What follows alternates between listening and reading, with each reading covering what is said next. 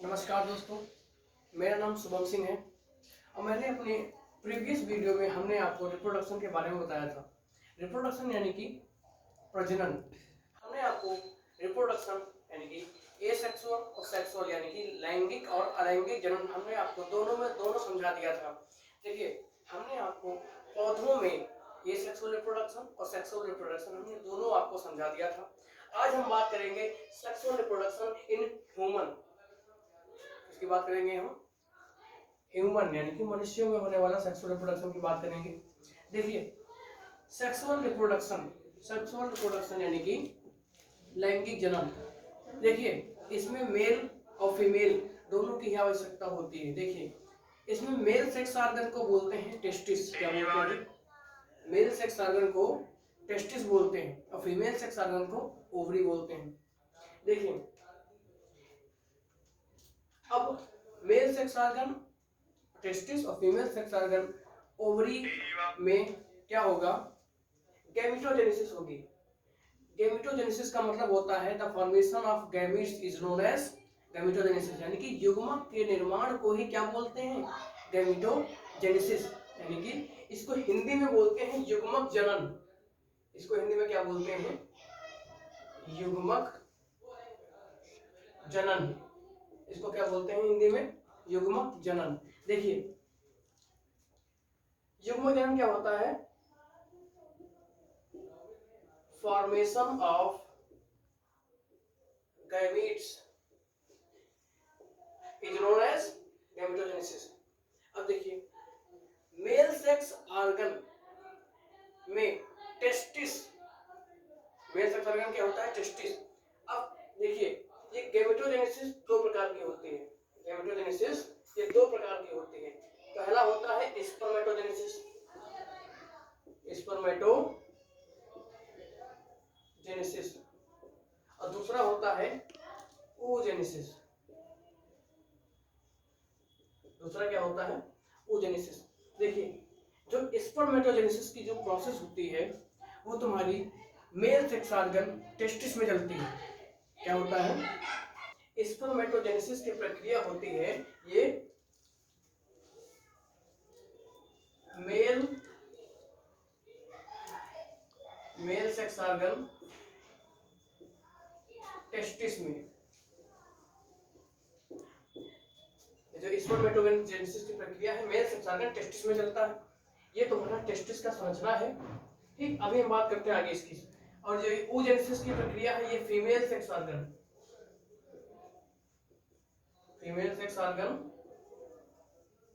क्या होता है? ओवरी। ये कहां चलती है? ओवरी में। देखो, अभी हम बात करते हैं केवल और केवल स्पर्मेटोजेनेसिस की, क्योंकि सामने बना हुआ है मेल सेक्स ऑर्गन टेस्टिस। ठीक, अब देखो, हम पहले आपको रिपीट करते हैं। ह्यूमन में सेक्सुअल रिप्रोडक्शन की प्रोसेस कहां से स्टार्ट होती है? गैमेटोजेनेसिस से। गैमेटोजेनेसिस यानी कि फॉर्मेशन ऑफ गैमीट्स, यानी कि युग्मक के निर्माण को ही क्या बोलते हैं? युग्मक जनन बोलते हैं। और युग्मन और जो है ये जो युग्मक जनन है ये दो प्रकार का होता है। पहला स्पर्मेटोजेनेसिस यानी कि शुक्राणु जनन। क्या बोलते हैं? स्पर्म को क्या बोलते हैं हिंदी में? शुक्राणु जनन। शुक्राणु जनन। और oogenesis को बोलते हैं अंड जनन। क्या बोलते हैं? जनन। क्या बोलते हैं इसको? अंड जनन। ठीक है। टेस्टिस को बोलते हैं हिंदी में है वृषण, और ओवरी को बोलते हैं अंडाशय। ओवरी को क्या बोलते हैं? अंडाशय। देखिए, अब हम आपको विधिवत एक्सप्लेन करेंगे आखिर गैमेटोजेनेसिस होता क्या है। देखिए,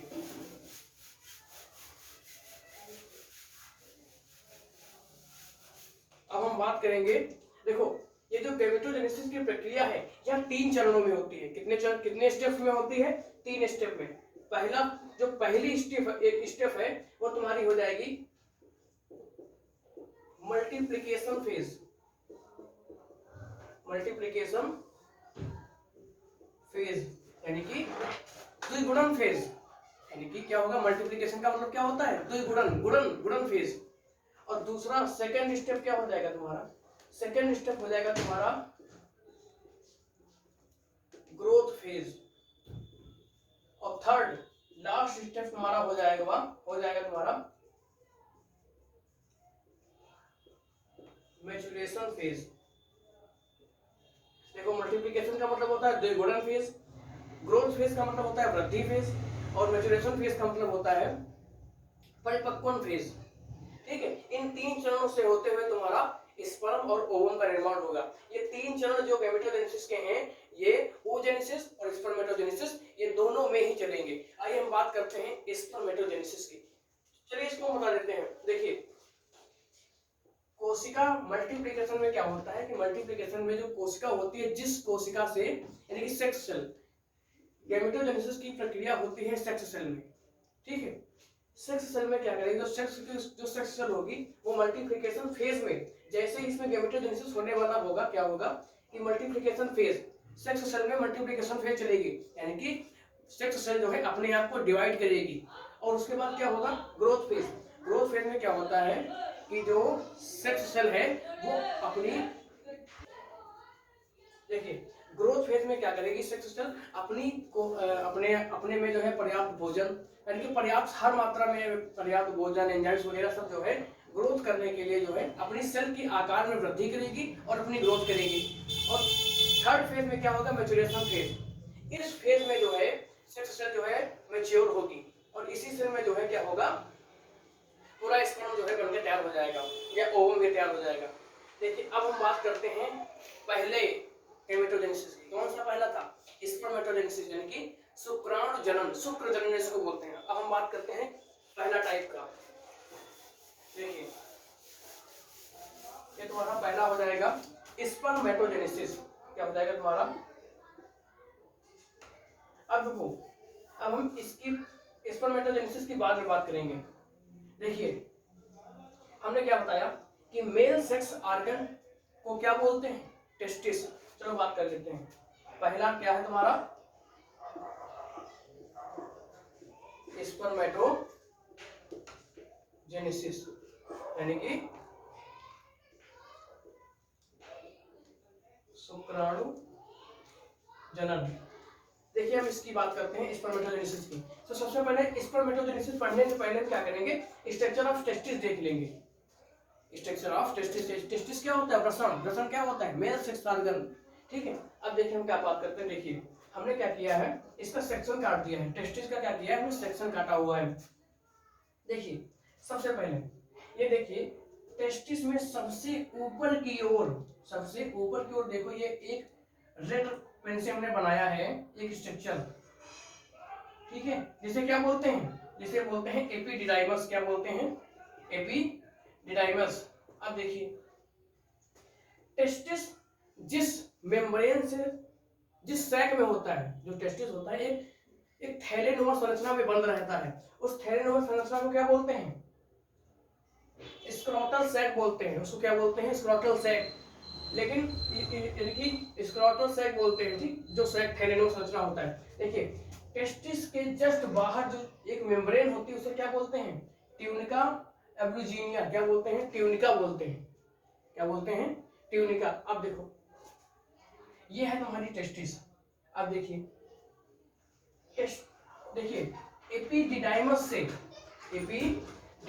से कुछ डक्ट निकलती हैं, कुछ नलिकाएं निकलती हैं, जिन्हें क्या बोलते हैं, इफरेंट डक्ट्स। क्या बोलते हैं, इफरेंट डक्ट्स। अब देखिए फिर हमने और यानी कि अंदर देखा तो क्या होता है, इसी इफरेंट डक्ट से सेमनीफेरस ट्यूब्यूल्स कनेक्टेड रहती हैं। क्या कनेक्टेड रहती हैं, सेमनीफेरस ट्यूब्यूल कनेक्टेड रहती हैं। देखिए ये सेमनीफेरस तुम्हारे ट्यूब्यूल हैं, सेमनीफेरस ट्यूब्यूल ये हैं। सेमनीफेरस ट्यूब्यूल से ही तुम्हारा स्पर्म का निर्माण होता है। कब होता है, जब ये तीनों फेजेस गुजरती हैं, मल्टीप्लिकेशन फेज, ग्रोथ फेज और मैच्योरेशन फेज से गुजरते हैं, तब स्पर्म का निर्माण होता है। देखिए ये हो गया। अब जो सेमनीफेरस ट्यूब्यूल के ऊपर एक उभार टाइप का निकला हुआ है, ये प्रोजेक्शन टाइप का, एक इसके ऊपर सेमनीफेरस ट्यूब्यूल के ऊपर एक कवरिंग जैसी है। ठीक है, इस कवरिंग को क्या बोलते हैं, लोब्यूल बोलते हैं। क्या बोलते हैं, लोब्यूल बोलते हैं। अब देखिए दो लोब्यूल के बीच में एक देखिए एक उंगली के समान प्रोजेक्शन टाइप का बना हुआ है, इसे क्या बोलते हैं? सेप्टम बोलते हैं। क्या बोलते हैं? सेप्टम बोलते हैं। एक सेप्टम हुआ है ना, सेप्टा, एक सेप्टिनुमा संरचना बनी है उस, ठीक है। ये तुम्हारा, अब देखिए जो ये तुम्हारी इपिडिडाइमस है, ये देखिए ये जो इपिडिडाइमस है, ये इपिडिडाइमस आगे की ओर चलकर क्या बनती है? डक्ट्स यानी कि डक्टस डिफरेंस बनती है। और इसी के द्वारा जो है तुम्हारी जो टेस्टिस से जुड़ी हुई, यानी कि जो टेस्टिस से जुड़ी हुई और पेनिस तक जाती है, उस डक्ट को क्या बोलते हैं? वास डिफरेंस बोलते हैं। यही होती है, इसी के द्वारा जो है टेस्टिस से स्पर्म होता हुआ पेनिस के थ्रू जो है फीमेल में पहुंचता है। अब देखिए एपिडिडाइमस का ये ऊपर का भाग क्या कहलाता है? हेड। और ये पूरी संरचना क्या है? एपिडिडाइमस की पूरी बॉडी है, और ये इसकी टेल है एपिडिडाइमस की। तो ये तुम्हारी टेस्टिस की संरचना हो गई। क्या है तुम्हारी? टेस्टिस की संरचना है। अब क्या करिएगा, इसकी थ्योरी जो है आप बुक से पढ़ लीजिएगा, समझिए। अब हम बात करते हैं आखिर टेस्टिस में स्पर्म का निर्माण कैसे होता है। जो स्पर्मेटोजेनेसिस की प्रक्रिया है ये कैसे कंप्लीट होती है और स्पर्म का निर्माण किस प्रकार होता है। आइए हम देखते हैं स्पर्म का निर्माण कैसे होता है। देखिए हमने आपसे बताया था कि spermatogenesis, the formation of gametes is known as spermatogenesis, sorry gametogenesis बोलते हैं। और स्पर्मेटोजेनेसिस के क्या बोलते हैं? कि मेल सेक्स ऑर्गन टेस्टिस में स्पर्म के निर्माण को ही क्या बोलते हैं? स्पर्मेटोजेनेसिस। अब देखिए ये स्पर्मेटोजेनेसिस है, तो यानी कि ये कहां पर चलेगी? टेस्टिस में चलेगी, यानी कि क्योंकि स्पर्मेटोजेनेसिस स्पर्म बनना है ना, इससे स्पर्मेटोजेनेसिस का मतलब होता है, स्पर्म का मतलब होता है शुक्राणु और जेनेसिस का मतलब होता है बनना। अब देखिए क्या होता है, देखिए सबसे पहले जो सेक्स सेल होती हैं उनका दूसरा नाम क्या होता है? जर्म सेल बोलते हैं उन्हें। क्या बोलते हैं? जर्म सेल बोलते हैं। तो देखिए सबसे पहला स्टेप, देखिए तुम्हारे तीन फेजेस गुजरेंगी, मल्टीप्लिकेशन, ग्रोथ और मैच्योरेशन। ये देखिए किस प्रकार होता है। देखिए जैसे मान लो कि ये तुम्हारी 2n की क्या है? जर्म सेल है। कौन सी सेल है ये? जर्म सेल है। अब क्या हुआ, इसमें डिवीजन हुआ। कौन सा डिवीजन हुआ? माइटोसिस चल रहा है, समसूत्री विभाजन। तो समसूत्री विभाजन से क्या होता है? बनने वाली दोनों डॉटर सेल में क्रोमोसोम की संख्या समान रहती है। ठीक, इसके बाद फिर इसमें एक बड़ी डिवीजन हुआ, माइटोसिस डिवीजन ही हुआ। इससे भी 2n की 2 और इससे भी 2n की 2 कोशिकाएं बनेगी। तो देखिए एक जर्म सेल से कितनी कोशिकाएं बन गई? 4। कितनी बनी है? 4। अब देखिए अब जो ये 4 बनी हैं इन्हें क्या बोलते हैं? स्पर्मेटोगोनिया। क्या बोलते हैं? स्पर्मेटोगोनिया बोलते हैं। और ये जो तुम्हारी जर्म सेल है ये कैसी है? प्रीमोर्डियल है। कैसी है? प्रीमोर्डियल। प्रीमोर्डियल है। अब देखिए ये यहां से लेकर यहां तक ये जो फेज गुजरी है ये वाली, इसे ही बोलते हैं मल्टीप्लिकेशन फेज। Multiplication phase. देखिए इसमें एक सेल से कितनी बनी है? 4 कोशिकाएं बन गई हैं। ये क्या हुआ? मल्टीप्लिकेशन हुआ कि नहीं हुआ? द्विगुणन हुआ कि नहीं हुआ? तो ये तुम्हारी पहली फेज गुजर गई, ये तुम्हारी पहली फेज हो गई मल्टीप्लिकेशन फेज। अब दूसरी फेज हमने कौन सी बताई थी? Growth phase. कौन सी होगी फेज? ग्रोथ फेज होगी। अब देखिए ग्रोथ फेज में क्या होता है कि कोशिका अपने आप को आकार में वृद्धि करती है और अपनी ग्रोथ करती है। तो क्या होगा, देखिए इसमें क्या होगा, देखिए हम कोई एक सेल लेते हैं, एक सेल में क्या होगा, हमने इसे ले लिया, ये 2n की कोशिका है, ठीक है, अब क्या हुआ इसमें, ये अपना आगे ग्रोथ करेगी। ग्रोथ करने के बाद क्या हुआ, जब ये चारों कोशिकाएं ग्रोथ कर गई तब इनका नाम क्या हुआ, इनका नाम हो गया प्राइमरी स्पर्मेटोसाइट। क्या नाम होगा इनका, नाम क्या होगा, प्राइमरी। और यहां से क्या चल रही है, ये इनकी ग्रोथ चल रही है, ग्रोथ चल रही है, ग्रोथ फेज चल रही है, प्राइमरी स्पर्मेटोसाइट्स।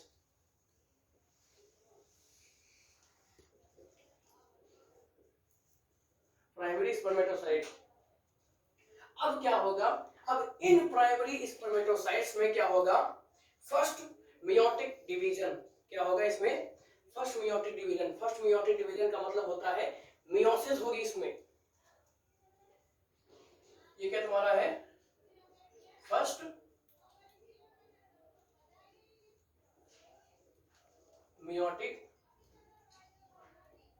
डिवीजन। इससे क्या होगा, एन की हैप्लॉइड 2 कोशिकाएं बनेंगी। ठीक, अब इन्हें क्या बोलते हैं, इन्हें बोला जाता है सेकेंडरी स्पर्मेटोसाइट। क्या बोलते हैं इन्हें,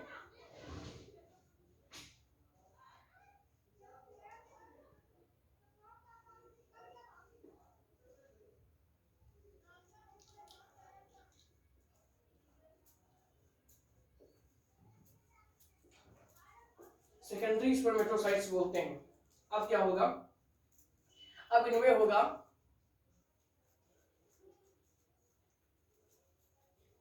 सेकेंड मियोटिक डिवीजन। अब क्या होगा, जो ये सेकेंड मियोटिक डिवीजन होता है ये तुम्हारा बिल्कुल और बिल्कुल सेम माइटोसिस डिवीजन के समान होता है। यानी कि जो सेकेंड मियोटिक डिवीजन होता है वो बिल्कुल और बिल्कुल क्या होता है, समसूत्री विभाजन। तो इससे क्या होगा कि एन की 4 कोशिकाएं बन जाएंगी। क्या बनेंगी, 4 कोशिकाएं बनेंगी। ठीक है, अब इनका नाम क्या हो गया, अब इनका नाम हो जाएगा स्पर्मेटिड्स। क्या बोलते हैं, स्पर्मेटिड्स बोलते हैं। ठीक है, और यही स्पर्मेटिड्स आगे क्या करेंगी, मेटामॉर्फोसिस करेंगे। क्या करेंगी, इनमें क्या होगा, अब इन सब में क्या होगा, मेटामॉर्फोसिस। मेटामॉर्फोसिस का मतलब होता है कायांतरण करेंगी। कायांतरण किन में होगा, स्पर्मेटिड्स में होगा। और इन्हीं स्पर्मेटिड्स के द्वारा क्या होगा, तुम्हारा कायांतरण के द्वारा स्पर्म का निर्माण हो जाएगा। थोड़ा पानी पी लेते हैं यार, मुंह सूख, गला सूख रहा है।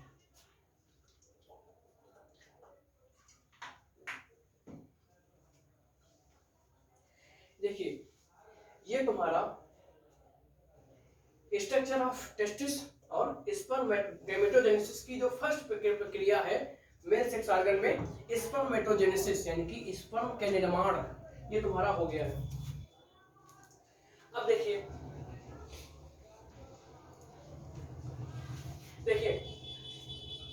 टेस्टिस में स्पर्म का निर्माण किस प्रकार होता है, देखिए हमने आपको बता दिया कि स्पर्म का निर्माण कैसे होता है। देखिए सबसे पहले टेस्टिस की जो सेमिनिफेरस जो ट्यूब्यूल्स थी, उन ट्यूब्यूल्स में कि जो अंदर की ओर जो कोशिकाएं पाई जाती हैं उन्हें बोलते हैं जर्म सेल। क्या बोलते हैं, जर्म सेल। और जर्म सेल क्या होती है, प्रिमोर्डियल सेल होती हैं। अब देखिए जर्म सेल में क्या हुआ, 2 बारी माइटोसिस हुआ। 2 बारी कौन सा डिवीजन हुआ, माइटोसिस। माइटोसिस यानी कि क्या हुआ, एक बारी माइटोसिस हुआ तो 2 कोशिकाएं बनी, फिर दोबारा फिर हुआ तो दोनों कोशिकाओं से 2-2 कोशिकाएं बनी। तो यानी कि एक माइटोसिस डिवीजन में जो है, देखिए 2 बारी डिवीजन में तो 4 कोशिकाएं बन गई। तो ये क्या हुआ, एक कोशिका से 4 कोशिकाएं बन गई, यानी कि मल्टीप्लिकेशन हुआ। तो ये क्या, कौन सी ग्रोथ निकली, मल्टीप्लिकेशन फेज, यानी कि मल्टीप्लिकेशन फेज निकली है। ठीक, उसके बाद क्या हुआ कि ये जो तुम्हारी 4 कोशिकाएं बनी थी इन्हें क्या नाम दिया गया, स्पर्मेटोगोनिया। क्या नाम दिया गया इसका, स्पर्मेटोगोनिया।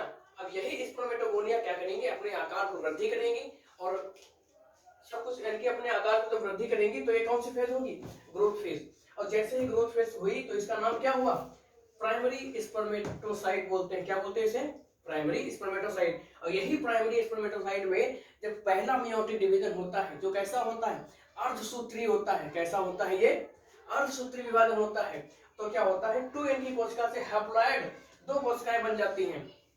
तो इन्हें क्या नाम दिया गया? Secondary spermatocyte. और यही सेकेंडरी स्पर्मेटोसाइट में जब सेकेंड मेयोटिक डिवीजन होता है, जो कैसा होता है? बिल्कुल माइटोसिस के समान, यानी कि जो बिल्कुल क्या होता है? समसूत्री विभाजन के समान। तो क्या बनते हैं? स्पर्मेटिड्स बनते हैं। और यही स्पर्मेटिड्स जो है अपना कायांतरण करने के बाद स्पर्म का निर्माण करते हैं। ठीक है, तो ये आपका स्पर्मेटोजेनेसिस कंप्लीट हो गया।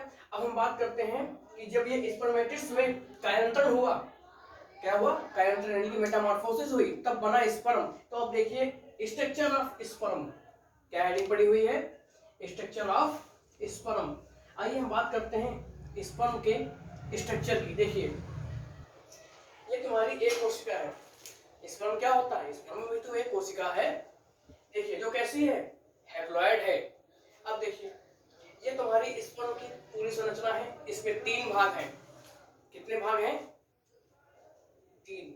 देखिए सबसे पहला हेड, उसके बाद मिडिल पीस, उसके बाद क्या है? टेल है। अब देखिए हेड, सबसे पहले हम किसकी बात करेंगे? हेड की बात करेंगे। देखिए तुम्हारा हेड में क्या है? देखो सबसे ऊपर की जो लेयर होती है उसे क्या बोलते हैं? Plasma membrane. ये जो सबसे ऊपर की लेयर है इसे क्या बोलते हैं? Plasma membrane. और उसके बाद क्या होता है? इसके हेड में ही क्या होता है? केंद्रक, यानी कि न्यूक्लियस होता है। इसे हिंदी में क्या बोलते हैं? इसे हिंदी में बोलते हैं केंद्रक। क्या बोलते हैं? केंद्रक। और केंद्रक के ऊपर एक्रोसोम पाया जाता है। क्या पाया जाता है? ये एक्रोसोम। और इसी एक्रोसोम में हाइड्रोलिटिक एंजाइम पाए जाते हैं। हाइड्रोलिटिक एंजाइम पाए जाते हैं। इसको थोड़ा ध्यान में रखना, ठीक है? इसको थोड़ा ध्यान में रखना। एक्रोसोम इसका बहुत इंपॉर्टेंट काम होता है। आज थोड़ा सा तुमको बता ही देते हैं। एक्रोसोम क्या करता है? जब ओवम यानी कि फीमेल रिप्रोडक्टिव यानी कि फीमेल गैमेट जो ओवम होता है जब उससे टच करता है, ठीक है, तो क्या होता है कि जो स्पर्म होता है जब ओवम से टच करता है तो क्या करता है कि अब इस केंद्रक को जो एग सेल है उसमें पाए जाने वाले हैप्लॉइड केंद्रक से क्या करना है? निषेचन करना है, यानी कि दोनों को फ्यूज होना है ना। तो फ्यूज होने के लिए क्या करेंगे? अब फ्यूज क्या हवा में हो जाएंगे? नहीं तो जो एग के ऊपर जो प्लाज्मा मेम्ब्रेन है उसको गलाना पड़ेगा। और उसे गलाने का काम कौन करता है? स्पर्म का एक्रोसोम करता है। ठीक है, स्पर्म का कौन करता है? एक्रोसोम करता है। और क्यों करता है? क्योंकि एक्रोसोम में हाइड्रोलिटिक एंजाइम पाए जाते हैं। और हाइड्रोलिटिक एंजाइम का कार्य क्या होता है? किसी दीवार को गला देना, यानी शरीर की कोई कोशिका की बात। तो जब वो यानी कि एक्रोसोम के द्वारा जब गल जाएंगे तो आराम से जो है स्पर्म का हैप्लॉइड केंद्रक एग में चला जाएगा और एग के हैप्लॉइड केंद्रक से आपस में फ्यूज हो जाएंगे, यानी कि फर्टिलाइजेशन हो जाएगा और जाइगोट बन जाएगा। तो देखिए ये हो गया एक्रोसोम, ये केंद्रक। अब हम बात करते हैं मिडिल पीस की। तो देखिए हेड और मिडिल पीस को दोनों को आपस में कनेक्ट रखने के लिए एक नेक होती है। क्या होता है? नेक। और नेक के थोड़ा नीचे एक पाया जाता है सेंट्रोसोम पाया जाता है। क्या पाया जाता है? सेंट्रोसोम। अब देखिए इसी मिडिल पीस में माइटोकॉन्ड्रिया पाए जाते हैं। ये जो गोल गोल है सब, ये सब क्या है तुम्हारे? अब देखिए इसके मिडिल पीस में पाए जाते हैं माइटोकॉन्ड्रिया। अब देखिए अब इसको गति करने के लिए एनर्जी चाहिए कि नहीं चाहिए? और ये मिडिल, अब स्पर्म को गति प्रदान करने के लिए जो माइटोकॉन्ड्रिया है ये एनर्जी देते हैं। इसीलिए माइटोकॉन्ड्रिया को क्या बोला जाता है? Power house of the cell, कोशिका का बिजली घर भी बोलते हैं, क्योंकि माइटोकॉन्ड्रिया कार्य क्या होता है? एनर्जी उत्पन्न करना। ठीक, और जब इससे एनर्जी उत्पन्न करेगी तो ये स्पर्म जो है अपनी टेल की सहायता से गति करता रहेगा और गति करते हुए ओवम तक पहुंच जाएगा। तो ये हो गई तुम्हारे स्पर्म की बात। इसकी थ्योरी भी जो है आप लोग जो है अपनी बुक से पढ़ लीजिएगा। और मैंने जितना समझाया है बुक में भी यही लिखा होगा। ठीक है, तो ये तुम्हारी गैमेटोजेनेसिस की फर्स्ट प्रोसेस, यानी कि क्या बोलते हैं इसे? स्पर्मेटोजेनेसिस। यानी कि हमने आपको सबसे पहले मेल सेक्स ऑर्गन टेस्टिस की संरचना बताई और उसको समझाया। उसके बाद क्या क्या बोला हमने, बोला गैमेटोजेनेसिस। गैमेटोजेनेसिस जो इस सेक्सुअल रिप्रोडक्शन की शुरुआत ही गैमेटोजेनेसिस से होती है। गैमेटोजेनेसिस समझाई। गैमेटोजेनेसिस समझाने के बाद क्या हुआ कि हमने आपको, गैमेटोजेनेसिस दो प्रकार की होती है, स्पर्मेटोजेनेसिस और oogenesis। स्पर्मेटोजेनेसिस कहाँ होती है? मेल सेक्स ऑर्गन में। तो हमने आपको सबसे पहले क्या समझाया? स्पर्मेटोजेनेसिस। स्पर्मेटोजेनेसिस में क्या होता है? स्पर्म का निर्माण होता है। स्पर्म का निर्माण कैसे होता है ये हमने आपको पूरा बता दिया। और उसके बाद क्या बताया कि स्पर्म की संरचना कैसी होती है, हमने ये भी आपको बता दिया बिल्कुल क्लियर।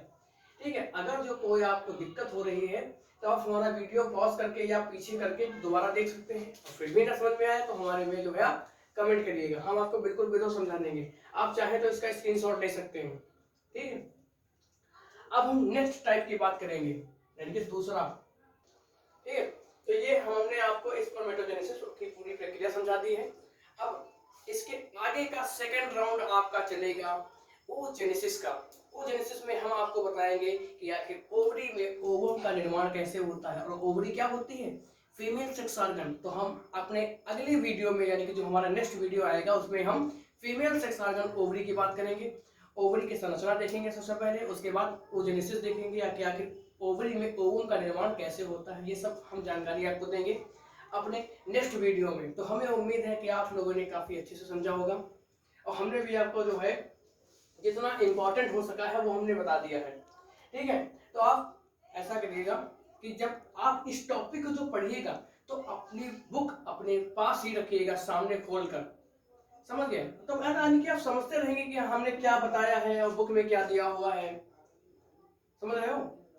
ये सब यानी कि बुक फिलहाल रख लेना, और जो रिटन मैटर है वो अपने आप लिखिएगा, क्योंकि हम रिटन मैटर अगर जो यहाँ पर लिखाने बैठेंगे ठीक, तो हमारा वीडियो बहुत लंबा हो जाएगा। तो आखिर टीचर का मतलब ही क्या क्या रहा? अगर तुमको इमला ही बोल के लिखना है तो अपने किसी छोटे भाई या बड़े भाई से बोल दो, तुमको बोलता रहेगा, अपने आप लिखते रहो उसे। लिखने से ज्यादा अपने इस पर विश्वास रखो, क्योंकि लिखा हुआ क्या होता है तुम कुछ दिनों के बाद भूल जाओगे, और तुमने एक बार अगर अच्छे से समझ लिया फिर तुम कभी नहीं भूल सकते हो। समझ गए? इसीलिए लिखने के से ज्यादा और रटने से ज्यादा तुम इस पे बिलीव करो, क्योंकि जब ये काम करता है तो रटा हुआ और लिखा हुआ उससे बढ़िया होता है। ठीक है, तुम जब अगर तुमने यहाँ पर अपने माइंड में फीड कर लिया ये सब तो छोड़ो। आप कुछ भी अध्ययन करें, कुछ भी पढ़ें, लेकिन दिमाग से पढ़ें, कम पढ़ें, सटीक पढ़ें। ये नहीं कि तुमने 2 घंटे में जो है 5 पन्ने पढ़ लिए, 5 यानी कि पूरा तुमने लेसन खत्म कर दिया। लेसन तो खत्म कर दिया तुमने, लेकिन तुम्हें समझ में कितना आया है ये मैटर रखता है। समझ गए? तो कम पढ़ें, सटीक पढ़ें और अच्छा पढ़ें। ठीक है, तो इसी के साथ हम आपसे विदा लेते हैं। हमारे इस चैनल को सब्सक्राइब कीजिए, लाइक कीजिए, शेयर कीजिए और कमेंट कीजिए। धन्यवाद।